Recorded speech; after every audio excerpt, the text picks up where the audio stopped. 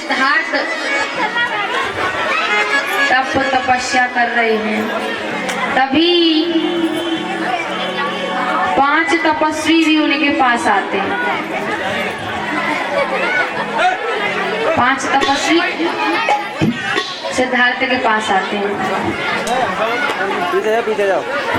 सिद्धार्थ अपने ध्यान में लीन है, ध्यान में मग्न। उनके मन में तो सिर्फ एक ही विचार चलता रहता कि संसार को दुखों से कैसे दूर किया जाए,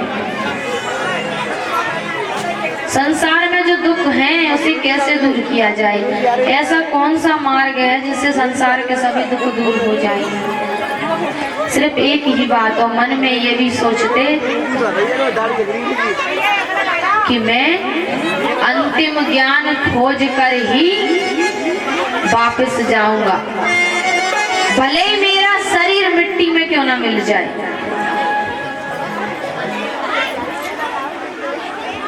लेकिन मैं अंतिम ज्ञान खोजे बिना यहाँ से नहीं जाऊंगा। धम्मबंधुओं, तभी सिद्धार्थ जहाँ पांडु पहाड़ी पर कुटिया बना करके रहते थे, वहीं पर 5 तपस्वी आ जाते हैं।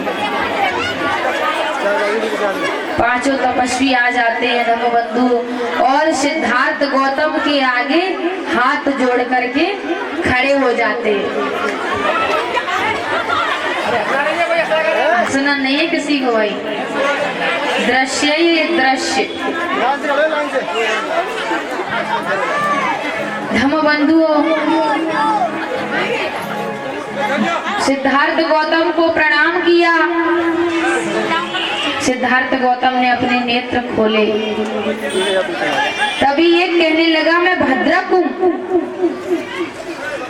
मैं भद्रक हूँ। दूसरा कहने लगा, मैं कौंडिन्य हूँ।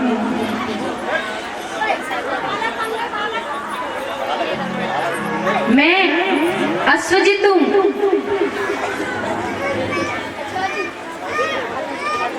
मैं महानाम हूँ, मैं वप्र हूँ। धम्मबंधुओं, उन सभी ने अपना अपना परिचय दिया।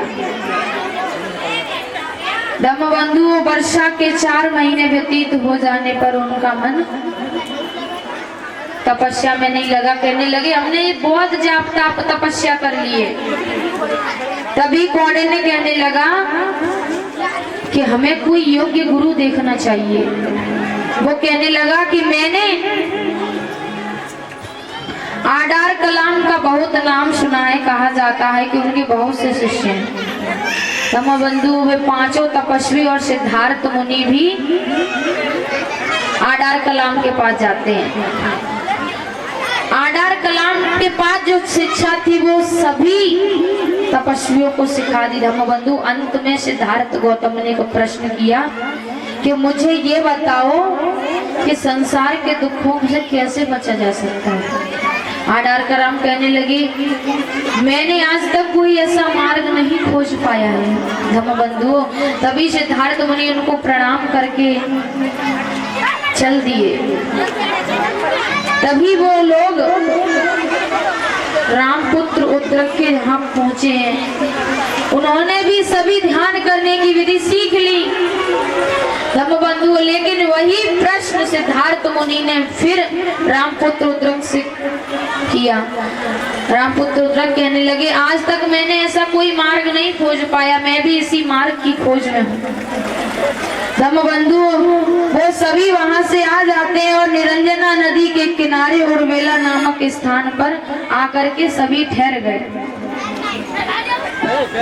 धम्मबंधुओं, सभी प्रकार की पेड़ पौधे छाया पाकर के वो 5 तपस्वी यहीं ठहर जाते हैं और अपने अनुसार जप तप किया करते हैं। कैसे कर रहे हैं तप? तप कर रहे हैं, तप कर रहे हैं सभी तपधारी। तप कर रहे हैं सभी तपधारी।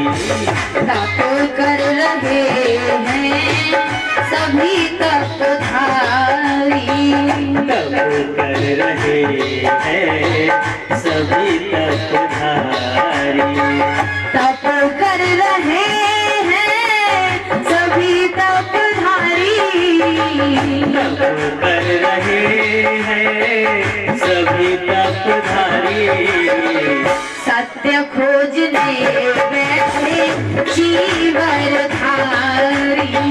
सत्य खोजने बैठे जीवन धारी।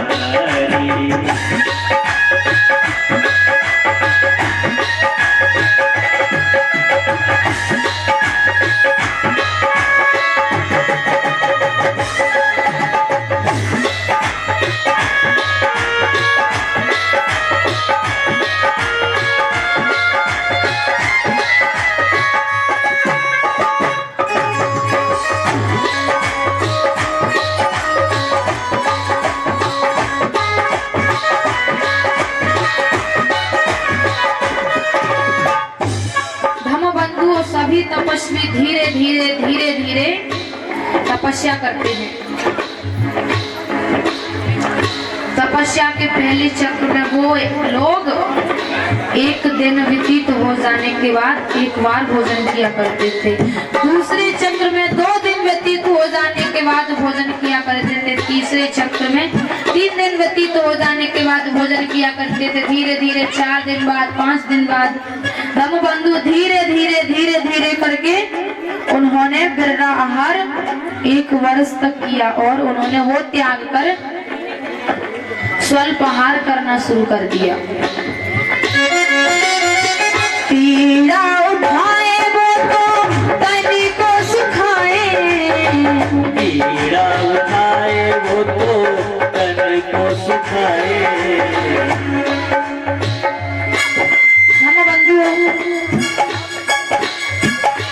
जब उन्होंने स्वल्प आहार शुरू किया तो वो कभी एक फल खाया करते थे, कभी एक मकोई का फल, कभी एक तिल, कभी एक चना, ऐसे खाया करते थे धम्मबंधु। धीरे धीरे धीरे धीरे करके वो इस व्रत को भी त्याग देते हैं। पीड़ा उठाए वो तो तन को सुखाए। पीड़ा उठाए वो तो तन को सुखाए। ना कुछ खा रहे हैं सभी तपधारी। तप खा रहे हैं सभी तपधारी। तप कर रहे हैं सभी तपधारी। तप कर रहे हैं सभी तपधारी।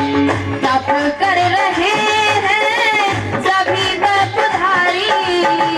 तप कर रहे हैं सभी तपधारी।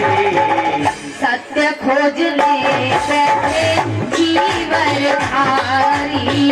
सत्य खोजने बैठे जीवन धारी।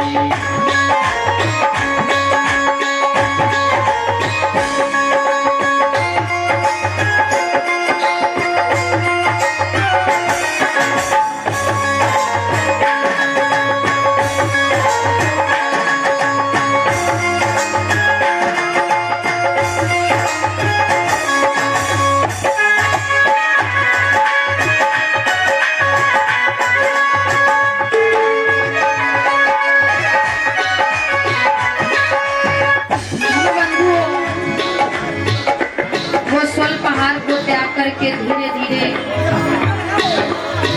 फलाहार करने लगे। कुछ समय तक उन्होंने फलाहार किया, उसके बाद वो पत्ताहार करने लगे। रात नहीं देखे वो तो दिन नहीं देखे। रात नहीं देखे वो तो दिन नहीं देखे। धम्मबंधु धीरे धीरे उन्होंने पत्ताहार त्याग कर त्राहार शुरू कर दिया। 6 महीने तक त्राहार करते हुए धम्मबंधु धीरे धीरे उन्होंने पानी पीकर ही रहना पड़ा। पानी पिया करते थे बस, और कुछ नहीं खाया करते थे। रात नहीं देखे वो तो दिन नहीं देखे।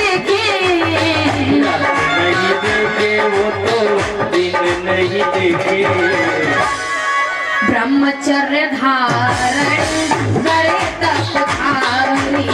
ब्रह्मचर्य धारण करे तपधारी। तप कर रहे हैं सभी तपधारी। तप कर रहे हैं सभी तपधारी। तप कर रहे हैं सभी तपधारी। तप कर रहे हैं सभी तपधारी। सत्य खोजने बैठे जीवनधारी। सत्य खोजने बैठे जीवनधारी। सत्य खोजने बैठे जीवनधारी। सत्य खोजने बैठे जीवनधारी।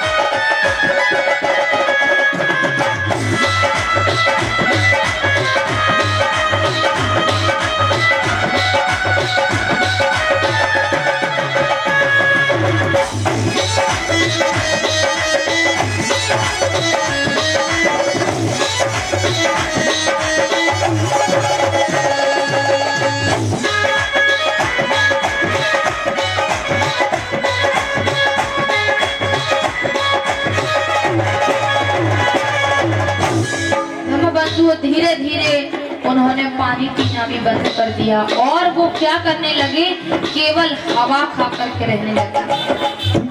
धम्मबंधु ये सब व्रत उपवास देख करके उन पांचों तपस्वियों का धीरज टूट गया। लेकिन धम्मबंधु सिद्धार्थ अभी भी प्रयास में लगे हैं, ज्ञान की खोज में लगे हैं। आज वो हवा खा करके रहने लगे। धीरे धीरे धम्मबंधु जब जेठ का महीना आता तो वो तपती हुई बालू पर लेटे रहते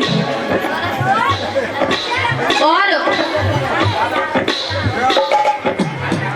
जब पूस के महीने में सिद्धार्थ मुनि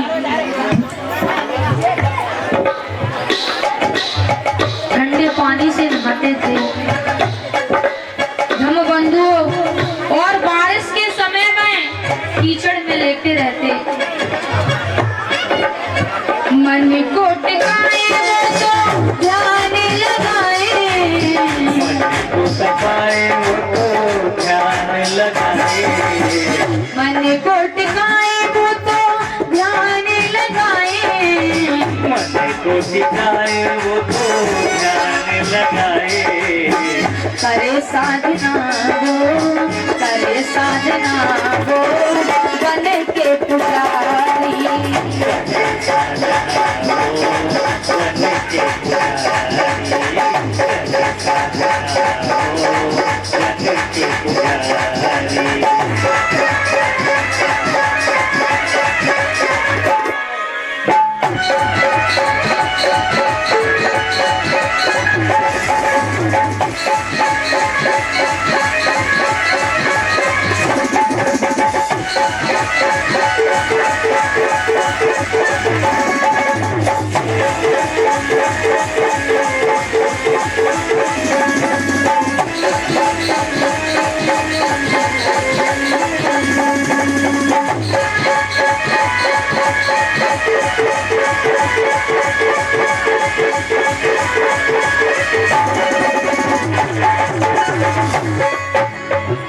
तप कर रहे हैं सभी तपधारी।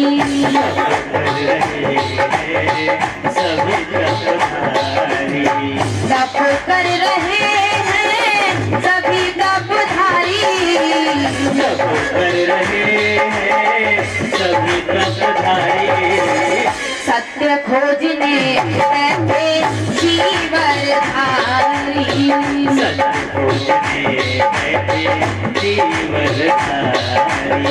तप कर रहे हैं सभी तपधारी। तप कर रहे हैं सभी तपधारी। धम्मबंधु धीरे धीरे करके उनकी तपस्या 5 वर्ष 7 महीने और 12 दिन तक चलती रही। धम्मबंधु 5 वर्ष 7 महीने 12 दिन व्यतीत हो जाने के बाद सिद्धार्थ मुनि धम्मबंधु इतने कमजोर हो गए, एकदम शरीर सूख कर के कांटा हो गया। उनके नाखून बड़े बड़े हो गए, बाल बड़े बड़े हो गए, दाढ़ी मूछें बड़ी बड़ी हो गई। धम्मबंधु जब वो पेट से हाथ लगाते तो पीठ से लगता, और पीठ से हाथ लगाते तो पेट से लगता। इतने कमजोर हो गए धम्मबंधु, कुछ देख नहीं पाते थे।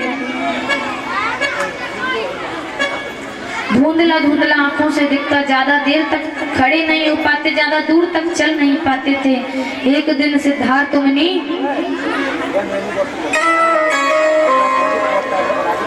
चलते चलते आकर के एक